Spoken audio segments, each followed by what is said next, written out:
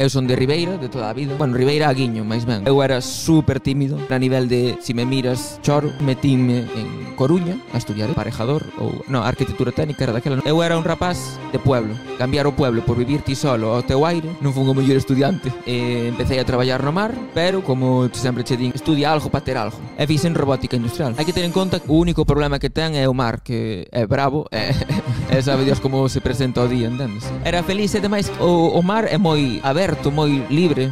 Notaste como libre, sabes, traballando. Como avanzas no mar? Quero decir, vale, eres moi bo percebeiro, pero no mar cobrase ben, Non me enchía de todo e non me quisen conformar. Comprei un teléfono que gravara mellor, comprei uns focos, uns micros e eu xa empecín a facer vídeos. Montei un Instagram desde cero.